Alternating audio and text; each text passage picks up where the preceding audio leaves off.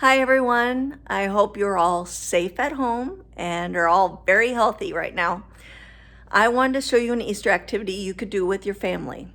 It's a tweak on an old kids' Christmas string maze game, the kind where there's a maze of string throughout a house and the kids would come up and find their colored string and follow the string to find a prize at the end. Well, we wanted to take this idea and turn it into an activity our kids could do each year to learn the Easter story. It ended up being kind of a kid's version of Stations of the Cross.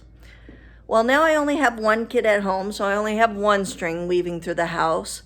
But when I had two at home, they would come upstairs, find two colored strings woven throughout the house through pieces of furniture, creating kind of a web look that they would follow their string to learn the story.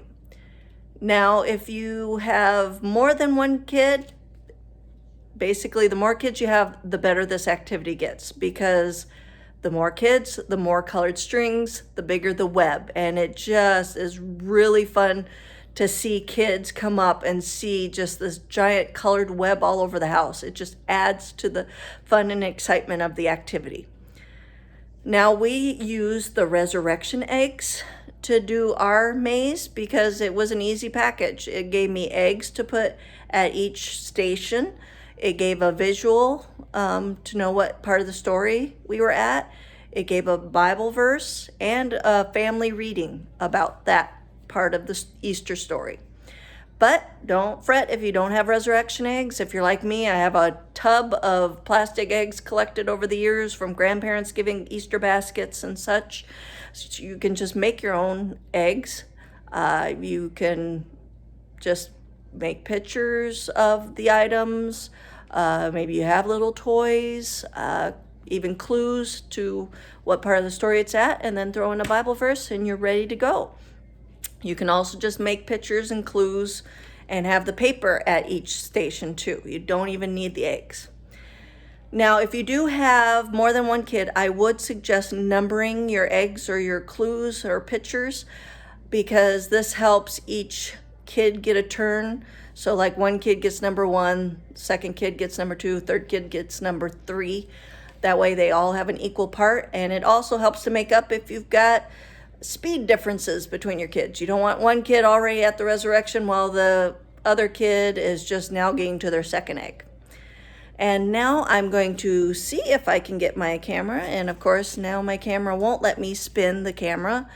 I'm going to try showing you what my house looks like with the web. So here, let's see if I can kind of see the web weaved in and out. And my kids would start downstairs, and that's just how my house was situated. And they would come up to find their string on the post. And they would start following that string, and they would get to a part where it's locked on the door here. And I couldn't balance my egg there. So usually if you can't balance it where the string stops, you can put it by there. And the light blue egg is the donkey. And then they would go and we'd have another space. So the pink one is the 3 coins.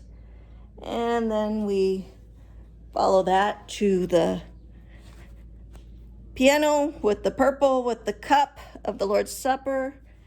And hopefully I'm getting this. This is hard to have it face. But I have a tree of eggs, but my heavier egg doesn't fit up there, so it's on the couch. Orange egg was the praying hands. And then we'd follow that to back to the piano for a leather strip.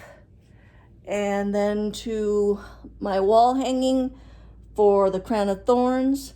And now I have a manger scene that starts with Christmas, goes with the creche, then it goes to the wise men coming, and then it goes to fleeing to Egypt, then it goes to the cross, and then it will end with the resurrection.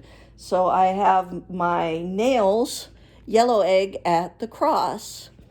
And then we go over to by my door for the dice that the guards gambled away Jesus' clothes. Back to my piano for the spear that they put in Jesus' hand. And now I'm going to try to not make you motion sick. Went from there to an egg at the door, which was the gauze that they wrapped Jesus' body in.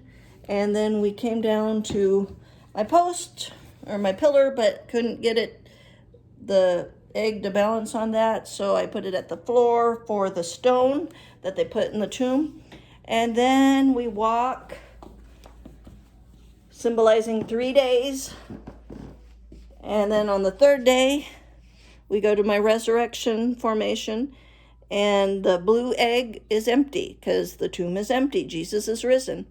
And then close to this last egg, I will have like a basket either covered up with a blanket or close by but hidden, with a little gift for the kids as in celebration because Jesus is risen.